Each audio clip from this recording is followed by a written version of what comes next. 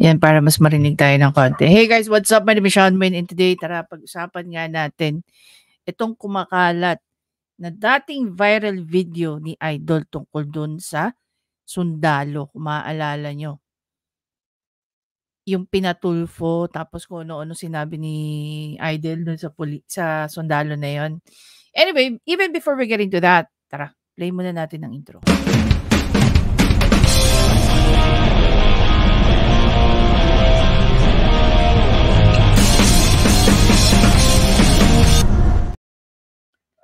Ayun na nga guys, naalala nyo ba na just a couple of days ago, meron pong naging commentary video.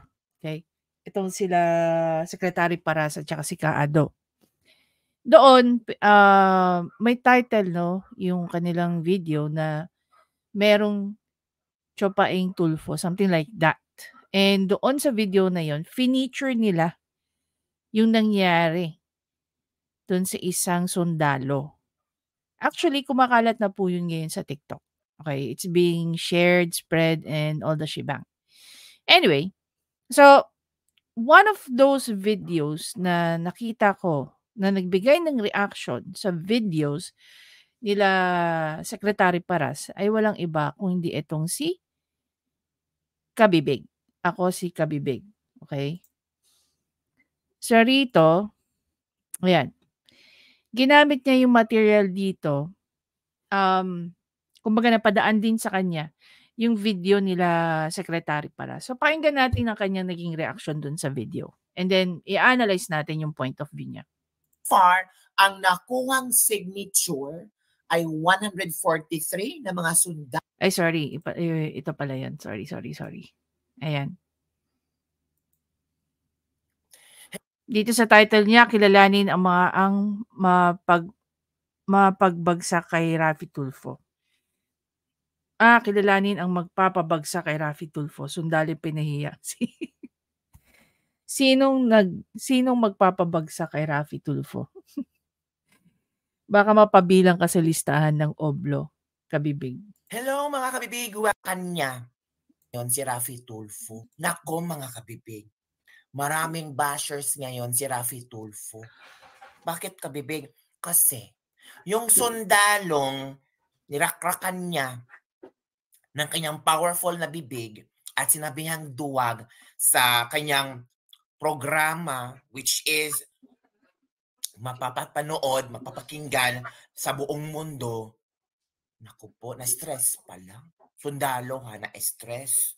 Tapos, may bakbakan. Natsugi. Guys, kindly take note of this. Itong video na pinakita nila Secretary Paras, taon na po ang binilang ng mga yun. There's something na parang questionable para sa akin. And later on, I'm going to ask you that question. Pakinggan, balik tayo kay Kabibig. So, ang mga netizen ngayon ay talagang binasi Tulfo. Sabi daw ng ibang netizen, si Tulfo ang may rason na yung sundalo hindi nakapag-concentrate. Mentally siya na-disturb sa sinabi ni Tulfo. Ikaw pa naman pahiyain sa maraming tao. Wala ka ng mukha talaga ipapakita. Tapos, di ba, pag may trabaho ka, hindi ka makapokus, it's because napahiya ka na. Hindi mo na alam kung paano mo harapin ang madlang people. Di ba mga kabibig? So, ngayon, grabe yung mga netizen na sobrang galit na galit kay Raffy Tulfo. At sabi pang iba, ito ba yung gusto niyong presidente na mamamahiya sa isang mga tao? Agad-agad hinusgahan na duwag, agad-agad hinusgahan ang isang sundalo, hindi pa nga gumawa ng mga investigasyon. Ay nako mga kabibig. Sasabihin bang ang isang sundalo ay duwag? Kasi sa isang istorya na kailangan pang imbestigahan. Ako, heto kabibig, manood tayo ng isang video kung saan in-explain dito kung ano. Okay guys, kung kayo tatanungin ko lalong-lalo na po doon sa mga nanonood ng RTIA, gaano karami ang nagpatulfo na naimbestigahan ng maayos? 'Di ba? Even before ibukan ni Raffy Tulfo yung bibig niya sa mga pinatulfo. Ano ang nangyari sa sundalo? At bakit na parang na-stress. Oo, mental health issue yata ang problema nito dahil sinabihan ng duwag. Ito na, manood tayo, wag masyadong atat. Okay, ito na ha. Kung ano ang iyong reaction tungkol sa videong ito. Okay? Ito.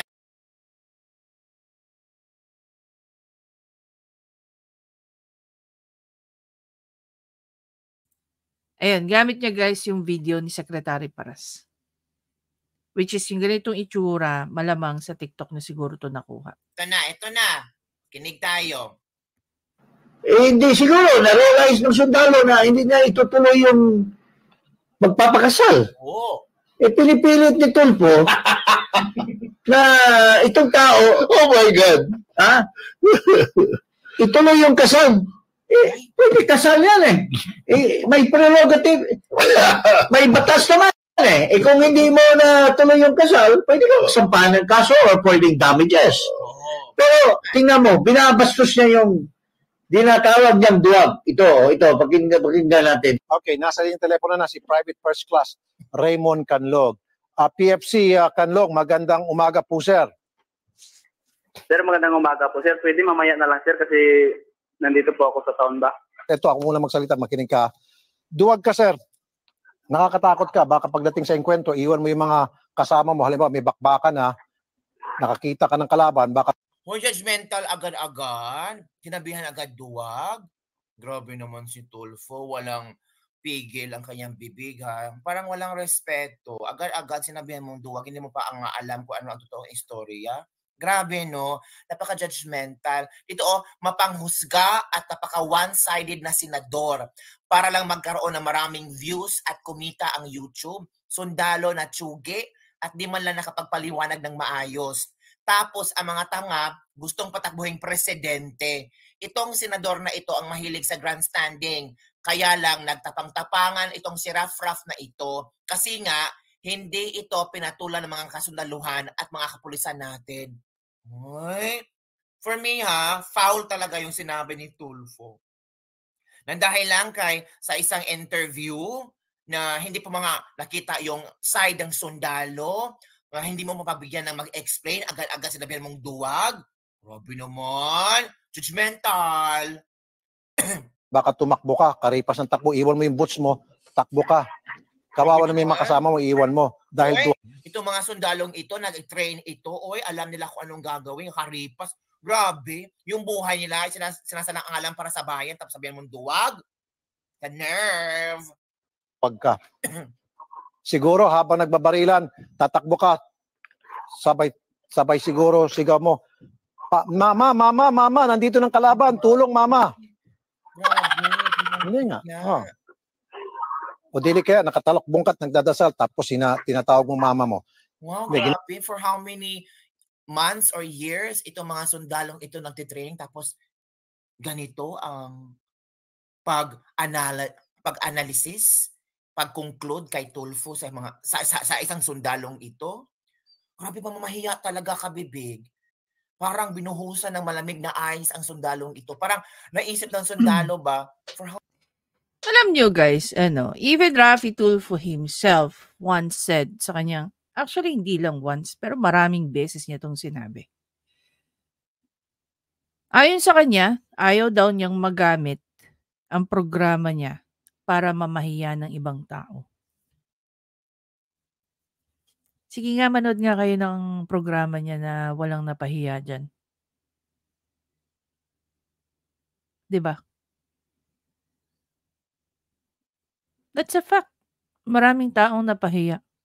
Mga pinatulfo.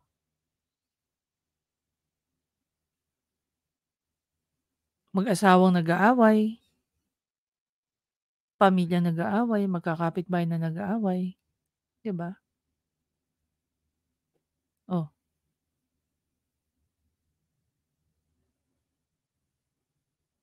Gaano ba karami? Gaano ba karaming nagpatulfo?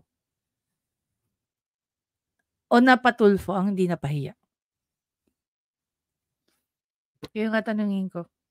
how many years I defend our country. For how many years nag-training ako na tiniis ko ang hirap at sakripisyong mawalay sa pamilya para sa ating bansa. Pero sa isang iglap, ganito ang kanyang Meron po bang iba? Pag nagsawa na sa... Naramdaman ko naramdaman ko yung hiya, naramdaman ko yung mental health ng stress ng sundalong ito. Grabe, uy, pinapahiya. Sundalong atapang na tao sa kasal, takbo. Hindi naman ang kasal, it doesn't mean na kung gusto mo or ayaw, o baka may napag-isipan ang sundalong ito, o baka hindi pa right time para mapakasal, diba? Ako, kalarke. Ginagawa ko lang biro yan, pero hindi ka bagay maging sundalo sa nakakatakot ka. Uy, grabe. Ito ipaparating ko sa Philippine Army Wow, power. para malaman ng Philippine Army yung pagkatao mo. And then, idadaan ka ulit sa isang psychological test. Grabe. Neurotest kung psychological test. ikaw ba'y karapat-dapat maging sundalo. Wow. Hindi sir, para sa akin assessment ko, pagdating po sa enkwentro, iwan mo yung mga kasama mo dahil duwag ka. Wow. Hello, Sir Rafi. Nagabiyaya ko, Sir Rafi. Pwede mamaya na, Sir Rafi. May paliwanag ko lang mamaya. Sige, paliwanag mo mamaya. Kasi critical yung pabalikan namin. Ano pa? Critical po yung area na pabalikan namin. Critical. Pwede mamaya na lang. Nako, critical yung mga kasama mo. Baka mamaya Oh my God! Nasa critical area ang sundalong ito, tapos ito yung maririnig mo, tinawag mong duwag. By the way, guys, no, just so you know, nakita ko tong video ni Ako Si Kabibig sa TikTok. Hinanap ko lang siya dito sa YouTube. Okay? Pati yung video niya, kumakalat na rin sa TikTok. Actually, madaling kumalat ang mga videos more than any other platform sa TikTok. Oh my G, grabe. merong kalaban dyan, tatakbo ka. Sige, salamat sir. Malungkot pong balita ang nakarating sa amin na ito na pong si Private First Class Raymond Canlog ay na-ambush during operation at siya po'y nasawi. Kami po'y nagkikiramay sa pamilyang iniwan ni PFC. This was 2 weeks ago ata, no? Yes po, July 9 natin. po natin. July 9. Colonel Zagala, magandang hapon po, sir. Rafi, magandang hapon. Okay, nakarating po sa amin itong malungkot na balita tungkol po kay PFC Raymond Canlog. Ito po inireklamo sa amin a couple of weeks ago. Ano ba? Grabe, no? Wow. As in, I was so shocked. Ay, naku, grabe. Ang nangyari sa Yes, kanya? Rafi. Kahapon, no? Nung July 29, about 5:20 ng umaga, itong unit ni itong 57th Infantry Battalion nag-operate, no? Nagkaroon sila ng encounter dito sa Barangay Penditen, Gato Salibo, Maguindanao, no? At ito nga ay nag-result sa pagkamatay ng dalawa nating sundalo, no? Ang isa doon si PFC Raymond C. Canlog. Okay. Kahapon po yan, no? Dalawa po miyembro ng Philippine Army ang nasawi. Kayo. Sa ambush po itong nangyari, Colonel. Ang nasa report po natin is encounter, no? Encounter. Sa kabilang panig po, sir, sa mga kalaban, meron Wala tayong ano, no? It's still to find out kung meron, pero meron tayong... Alam mo, Kabibig, if I may suggest, sana in-stop mo muna yung pagpiplay ng video para mas lalo namin ma-appreciate yung sinasabi mo. report na 4 ang patay sa panig ng kalaban, no? Yun lang po, sir, kinukonfirm na namin. So kahapon po nangyari ito. Naawa ko sa sundalo, Kabibig. So during the operation, nasawi po dalawang sundalo natin at isa na nga ron si PFC Canlog. Okay. Kami po ay nakikiramay po kay PFC Canlog at sa Philippine Army at maging po sa kanyang pamilya. Salamat po, Colonel Zagala. Salamat, Rafi, at manakikinig magandang hapon po sa inyo. Mabuhay po ang Philippine Army, Colonel. Thank you po. Salamat po. Ma'am Daisy, Hello po, sir. ano pong reaksyon niyo? Ito po, officially confirmed, galing po mismo sa spokesperson ng Philippine Army, si Colonel Ramon Zagala. Wala na po, yumao na po si PFC Canlog. Ayun nga po, sir. Pero bakit ako yung sinisisi sa pagkamatay niya? Payak-iyak na naman mga taong ito. Ito na. Kasi possibly one of the factors kayo kung bakit maybe yung sundalo hindi na nakakonsentrate sa kung anong labanan meron or na-ambush or for example na-ambush yung sinabi dito. But yung sundalo na iyon is still thinking about the issue. Kasi national issue to eh. Tapos yung mental health niya disturbed na. Natural, Kawawa ang sundalo eh. Sino pa makasasalita? Kawawa talaga ang sundalo. For me yung ilang taon niyang pagsiserbisyo, yung ilang taon niyang training, yung ilang taon niyang pagprotektar ng ating bansa, sabihan ka lang duwag. Grabe. Okay guys, ito one of the, sabihin na lang natin, landmark episode ni Raffy Tulfo. Okay, tingnan mo naman ang tinawag kay Adora dito. Reyna ng mga gold digger, 25 million pesos ang nakulimbat sa jowa niyang Kano. Okay? So, ito nga yung magkapatid na lumapit kay Idol months ago. Years ago. Kung makikita nyo nga, 4 years ago na ito. Okay? 4 years ago na ito. I-play lang natin yung maliit na clip. Yes, that's her. Is Adora? You sure? Yes. Why? Oh man. Bakit? Sir, you're too handsome for this. Oh no. No, I'm not flattering you. No, yeah, but I mean, Look at this. Okay. Let me see again. Baka nagkamali na ko. I might be. Okay, one more time. She's still in. Look at Mr. Russell and look at this girl. Miles and miles and miles away. Anyways, I'm just trying to make you laugh. I know. Thank you. You feel so bad Yeah. for what happened to Right. you. How did she leave you? She didn't really leave me. Okay, so basically, ito yung first episode tungkol kay Adora. Ito yung sumunod na episode about kay Adora. It's really bad news. When I say bad news, it's bad news. Nakakalungkot na balita. Dahil si Adora po, yung nireklamo ni Mr. R.J. Russell, nagpakamatay po kanina madaling araw, 4 a.m. Remember, nung in-on-air po namin yung kaso, she doesn't want to talk to us at nagbanta siya na magpapakamatay ng 4 p.m. right after the show. Well, hindi natuloy yun yung 4 p.m. dahil tulog siya. Tinuloy niya 4 a.m. kanina. Now, ito pong balita inatanggap namin. Pakipatay nga yung mga ano nyo. Labas nga muna kayo. Natanggap po namin yung balita mula sa barangay chairman ng Cabala Union, Barangay Sorbetillo. Tatawag tayo for confirmation kung talagang ano ba ang nangyari, paano nangyari. Nasa telepono si chairman. Anyway, ayun. So, again, it was 4 years ago. Ayan, no? Tingnan mo. Reyna ng Gold Digger, 25 million. Diba? Ano sabi dito ni Filipino Leaks? Basahin natin yung comment section. Sabi ni Filipino Leaks dito, of course, ibuli ba naman eh. Ganyan mangyayari dahil ipahiya ninyo. Due process dapat, hindi pa sikat. Focus ka na lang sa paggawa ng magandang batas. 10 months ago. Pasad boy effect ka ngayon. Pero nung buhay pa, pinagtatawanan ninyo. So, this was a comment 10 months ago, but the video itself is 2019 pa. Sabi ng isang Noy.Suluber, brand of justice ni Tulfo ay kunin yung simpatsya ng publiko para maipahiya ang nirereklamo, parang court of public opinion, which is totally unfair pag ikaw ang inaakusahan.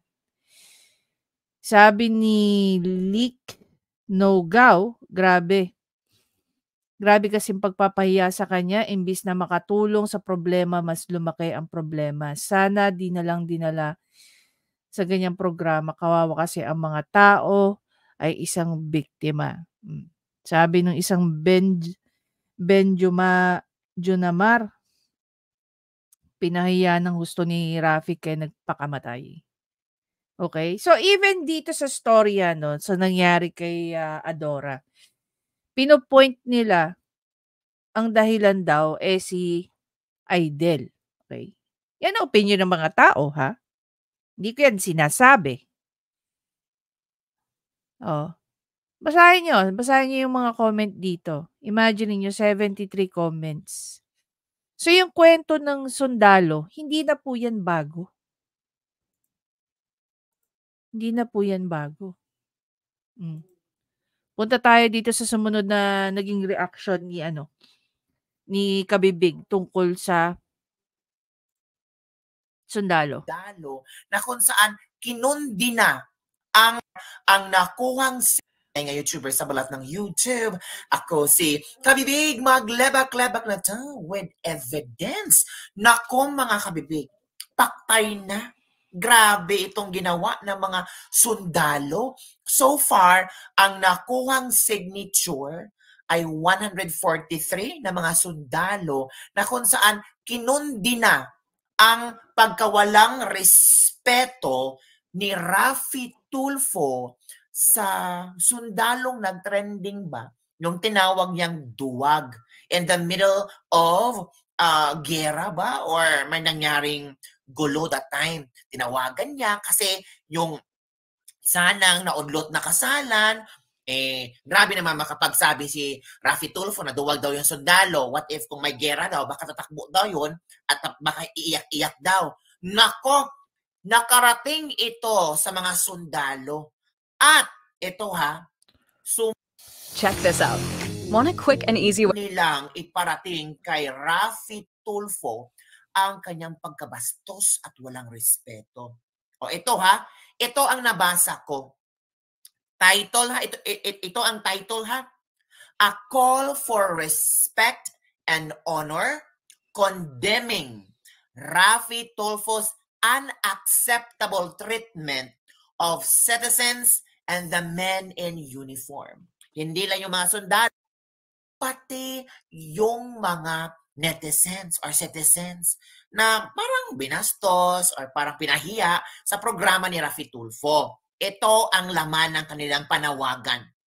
We, a coalition of concerned citizens, strongly condemn the disrespectful and dehumanizing actions carried out by Raffy Tulfo against both military personnel and civilians, whether through his radio broadcast or in the context of Senate hearings. Of particular concern is an incident from 2020 which deserves public awareness. Hala ka mga kabibi. Parang nakarating na yata sa mga sundalo ang pagtawag ni Raffy Tulfo na duwag sa isang sundalo. The unjust treatment of PFC Raymond Canlog, a dedicated soldier who has bravely served our nation. It is disheartening to witness Mr. Tulfo exhibit a clear lack of regard for the sacrifices and unwavering dedication demonstrated by members of our armed forces. So talagang nasaktan yung mga sundalo. By the way, itong si PFC Raymond Canlog namatay sa ambush. Take note, this is 4 years ago.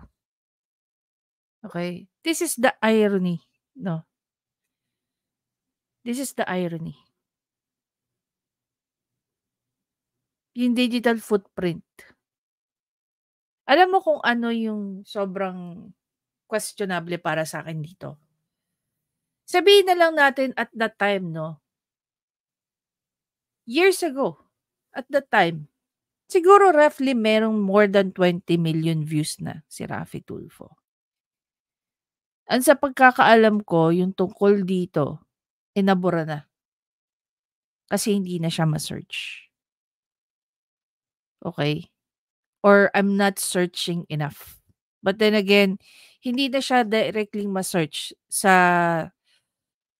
YouTube channel ni Raffy Tulfo.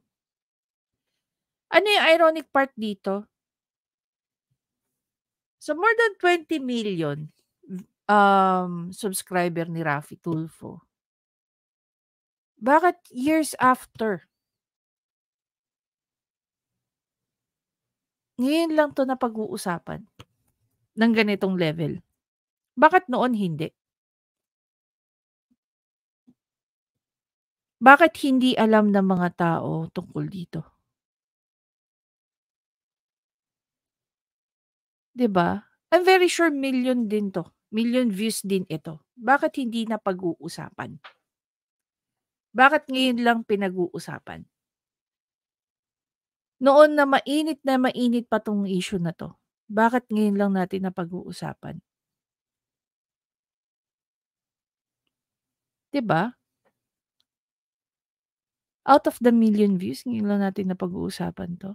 Out of the million subscribers of Raffy Tulfo, ngayon lang natin napapansin 'to, ngayon lang natin napag-uusapan 'to. Nakikita niyo yung pina-point out ko rito? 20 million subscriber. Roughly, no? Roughly. At that time na nangyari yan. More or less 20 million subscriber. Million views. Pero bakit ngayon lang napipick up ng tao? Bakit ngayon lang pinag-uusapan ng mga tao? 'Di ba? Nag-viral yung video na yan. Even before siya mawala. Nag-viral po yan. So we don't know kung na-heal ba or nawala or naintindihan ba ni PFC Raymond Canlog yung pagtawag ni Raffy Tulfo na duwag sa kanya. Kaya yung mga kakusa, yung mga kagrupo, yung mga kasundaluhan ni PFC Raymond Canlog, natural. Para doble tibay, Na dito they describe that one as unhuman. Disrespectful and dehumanizing action. Ito pa. The incident involving PFC Canlog serves as a stark example of Mr. Tulfo's insensitivity and disregard for the duties and responsibilities of the soldier. It is unacceptable for an individual to trivialize the service of a soldier for personal gain and media attention. Grabe talaga Sinabi ito, for personal gain and media attention. Especially when the soldier has valid reasons for excusing themselves from participation while on an important mission. Di ba? Tinawagan yun ni Raffy Tulfo. Tapos sabi ng soldier, "Sir, wag muna sir ha kasi meron kaming importanteng mission ngayon." Tapos, noon na sinabi ni Raffy Tulfo, duwag, di ba? PFC Canlog on the 50th IBPA, whom Tulfo insulted and called duwag, would later be killed in action in Barangay Penditin, Datos Salibo, Maguindanao on July 29, 2020. Like any good soldier, he willingly offered his life so that our freedom, including Tulfo's, is preserved and protected. Kabibig, matagal na pala ito. Matagal na pero hindi nakalimutan ng mga taong nayurakan sa kung gaano sinabi ni Tulfo na duwag yung isang sundalo. Yeah, that's why, that's what I'm talking about, no? Matagal na to. Matagal na tong issue na to. Pero bakit ngayon lang natin siya pinag-uusapan? Bakit nung mainit ang issue, gaya nung mainit ang issue tungkol dun sa teacher?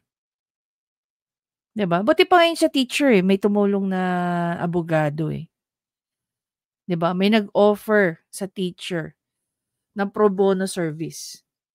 Yun yung pagkakaalam ko. Hindi ko alam kung ano yung nangyari in between. Pero meron nga ako napanood na isang interview kay Sherry. No? Napanood ko yung interview na yan through Mang Rene. 'Di ba? May natanong yata doon si Lord De Vera tungkol sa kung may nagreklamo na ba o may nagkaso na ba kay Raffy Tulfo sa ginagawa niya. So, parang nadulas doon si Sherry na parang nagkaroon. Okay, pero naayos naman daw. Okay, so hindi natin alam kung sino ang nag-file kay Raffy Tulfo.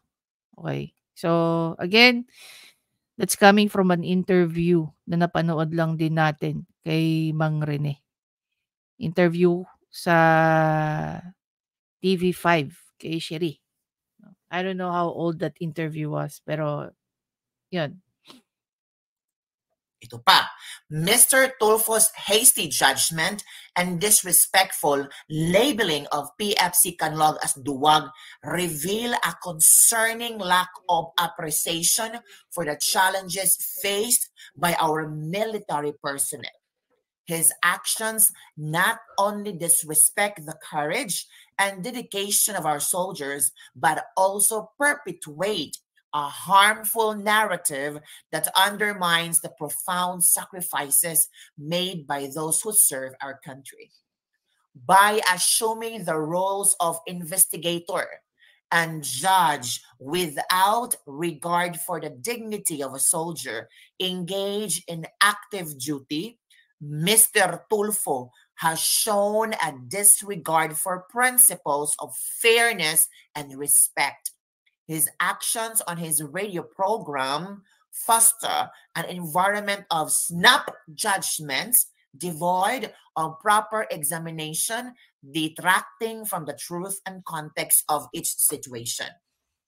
We stand united in our disapproval of Mr. Tulfo's conduct and call for a return of core principles of respect and honor of our armed forces. We urge Mr. Tulfo to abandon his authoritarian inclinations and embrace his role as a public servant dedicated to fostering understanding and empathy.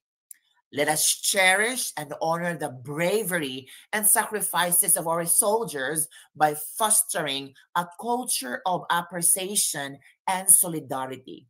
Together, let us commit to upholding the values and freedoms defended by our armed forces with the respect and dignity they rightfully deserve. Ang madami na pala ang nag-sign, mga kabibig. Ilan? Ay, ang dami talaga. 146. Pero meron silang nilagyan na note. Kung madadagan ng signatures, we will add them here. So madami na talaga ang nag-sign. Ang naniwala na talagang hindi nirespeto ni Raffy Tulfo si sino ba 'yon, si PFC Canlog. 'Di ba? Nasaktan ang mga kasundaluhan. Nasaktan, parang nayurakan ang pagkatao ni Canlog. Hindi lang yung pagkatao ni Canlog, pati sila.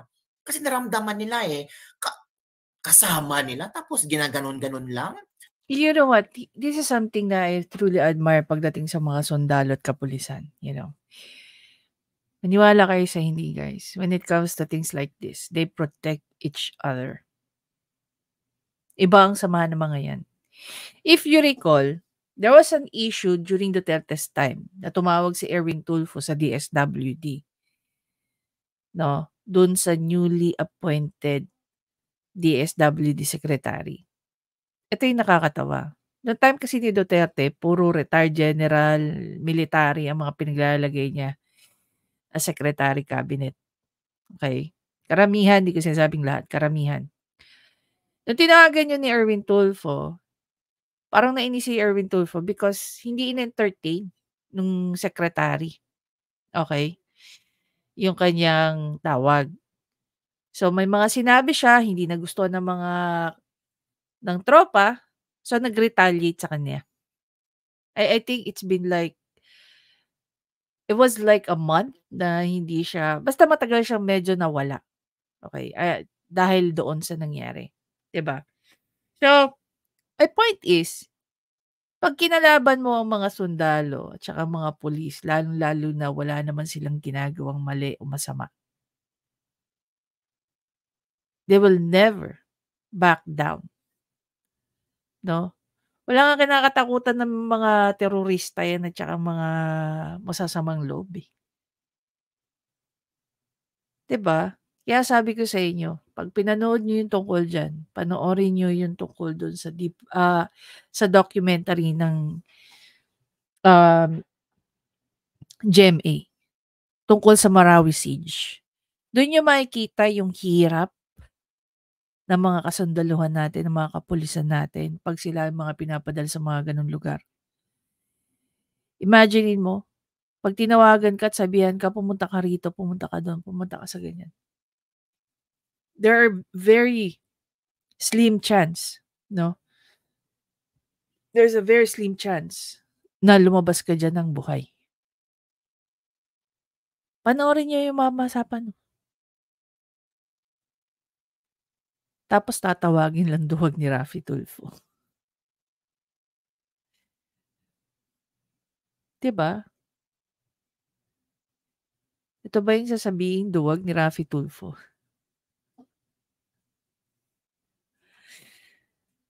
Na halos tuwing lalabas yan ng bahay nila, hindi nila sigurado kung pagka dating ba ng gabi makakauwi sila. Yun ang nangyari kay Adora. 4 daw ang anak nun eh. Sa sobrang kahihiyan na nangyari sa kanya. Yung mga ikitid ang utak, sasabihin nila deserve daw ni Adora yun. Hindi niya deserve yun. Hindi niya deserve yun. Alam mo kung anong deserve niya? Deserve niya hustisya. Deserve nila pareho nung RJ Russell ang hustisya. Hindi ko naman sinasabing pero totoo nga yung sinasabi ni RJ Russell. Sana nag-file na lang siya ng kaso dun sa tao. Oh. I remember nagkaroon din ng episode tong si Raffy Tulfo eh. Ang ending, yung pinangpagawa ng bahay and everything, ibinenta. Tapos ibinigay doon sa nagrereklamo. Yung nagpatulfo, binigay doon sa nagpatulfo. Yung pagbebentahan ng property. At least, kahit papano may naibalik sa'yo. Kahit papano, walang nawalang buhay. 'Di ba? May ganun na nangyayari. Kaya ako guys, that's one of the biggest reason why I stopped watching RTIA. Yung akala mo may matututunan ka, wala pala. 'Di ba? I end up ako pa yung gumagawa ng video, nagre-react ako para lang itama yung maling impormasyon na sinasabi ni Raffy Tulfo. 'Di ba? Siyempre doon lang tayo sa alam natin, 'di ba? Para makatulong din tayo dun sa mga taong lumalapit kay Tulfo. Hindi ko man mabigyan monetarily, 'di ba? At least nabigyan ko siya ng information para magabayan siya at hindi siya ituro kung saan-saan. Pag nandoon na siya on the ground. 'Di ba? Oh. Kung kaya tatanungin ko, dito sa mga sinabi at binasa ni Kabibig.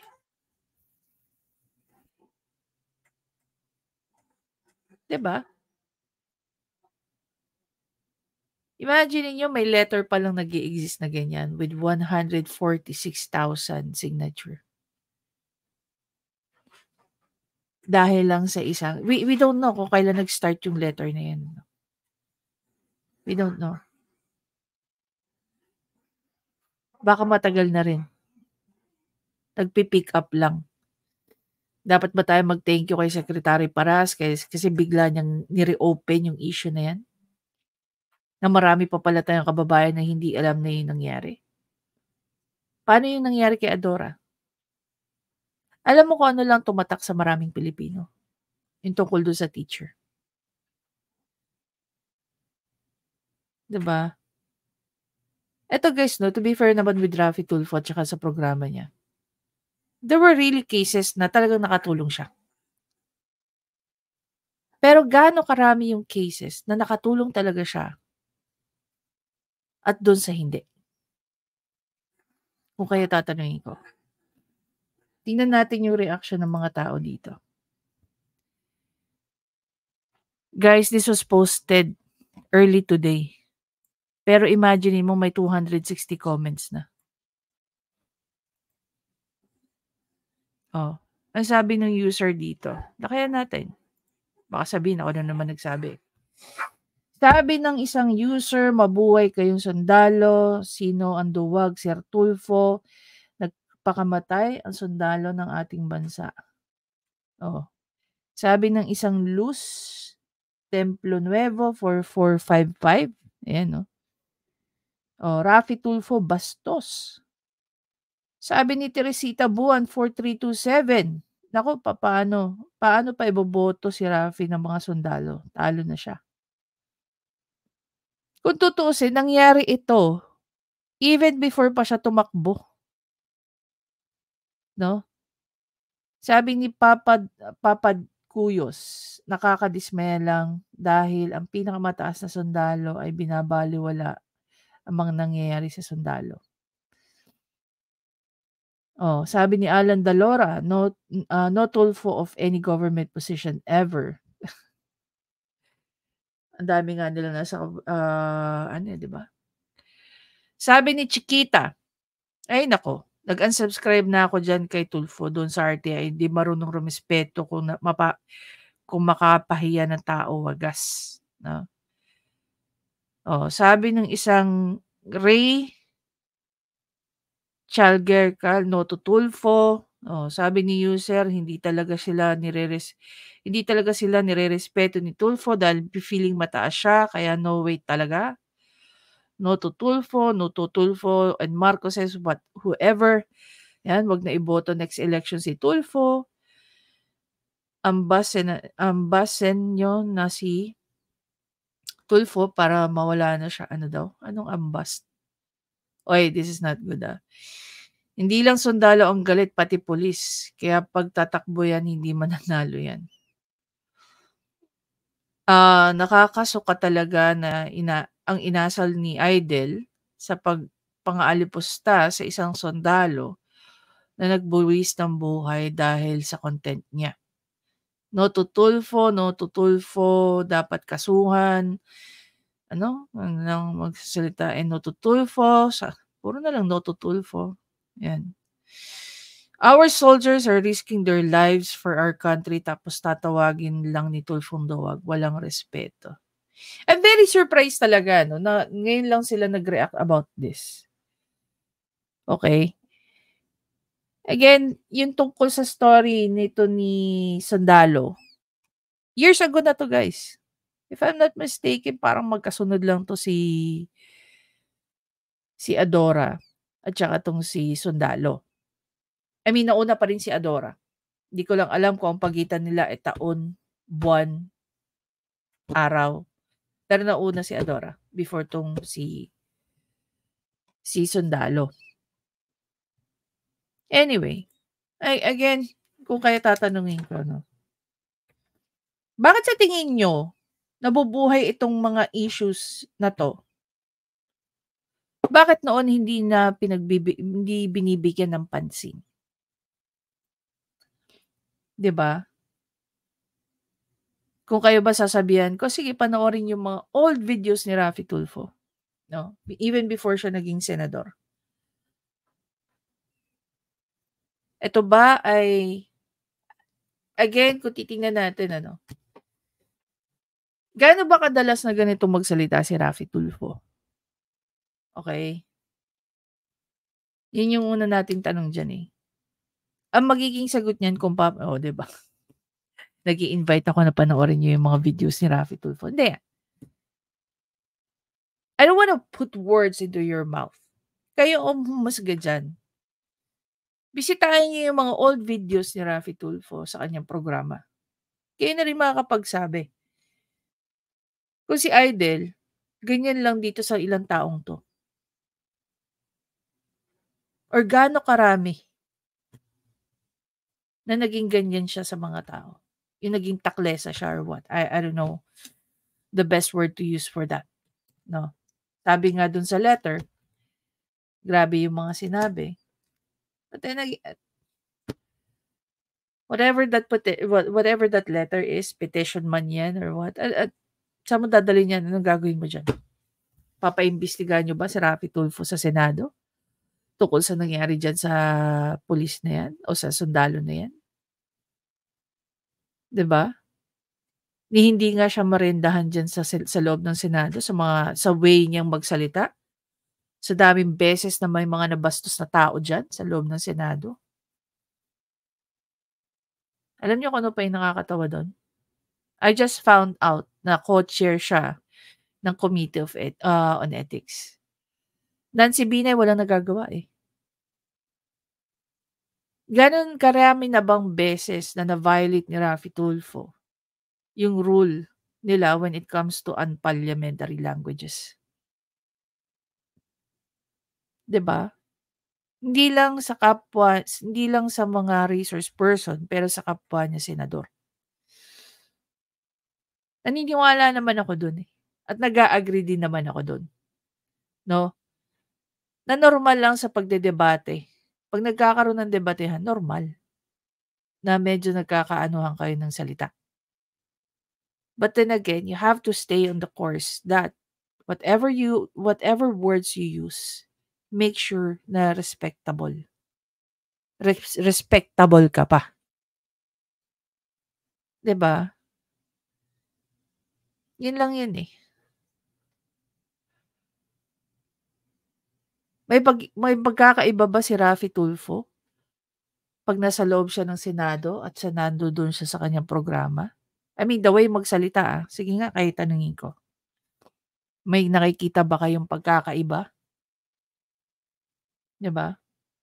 Anyway guys, again, ayun, dun sa gusto nyong panoorin yung video ni Kabibig, go ahead, no?